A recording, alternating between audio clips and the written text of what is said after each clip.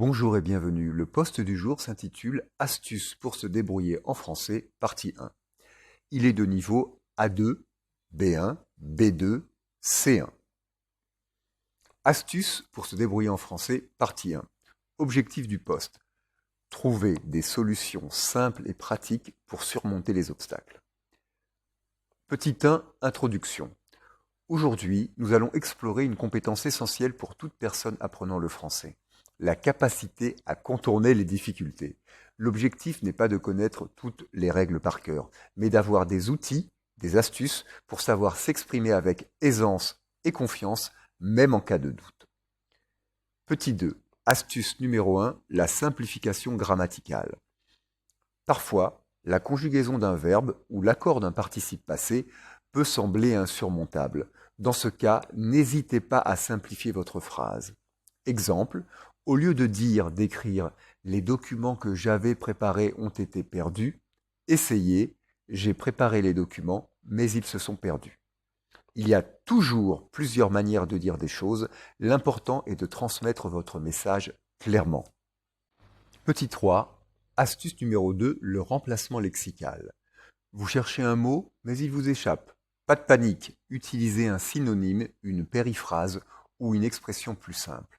Exemple, au lieu d'écrire « il est taciturne », essayez « il parle peu » ou « il est réservé » et inversement. Lorsque je dis inversement, je veux signifier qu'il est toujours possible de complexifier des phrases en fonction de votre maîtrise de la langue et du contexte dans lequel vous vous exprimez. N'hésitez pas à aller de l'un à l'autre.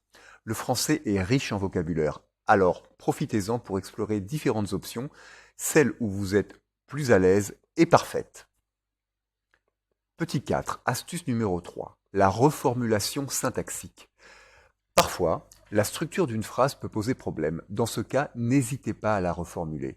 Exemple, au lieu d'écrire « je ne sais pas si je pourrai venir », essayez « je ne suis pas sûr de pouvoir venir » ou « il est possible que je ne vienne pas » et inversement. L'essentiel est de trouver une formulation qui vous semble plus facile. Petit 5, encore plus d'exemples. Au lieu d'écrire « bien que la pluie tomba abondamment, nous avons décidé de poursuivre notre promenade, essayez, il pleuvait beaucoup, mais nous avons continué notre promenade » et inversement. Au lieu de dire « c'est avec une grande joie que nous accueillons votre candidature », essayez « nous sommes très contents de votre candidature » et inversement. Au lieu d'écrire « il a manifesté son mécontentement de manière véhémente », essayez « il était très en colère » et inversement. Au lieu d'écrire « son regard d'une intensité remarquable trahissait une grande intelligence », essayez « elle est très intelligente, on le voit dans ses yeux » et inversement. Au lieu d'écrire « son attitude décontractée et son charisme naturel attirent la sympathie », essayez « il est cool et il a un truc en plus, tout le monde l'aime bien » et inversement. Petit 6, conclusion.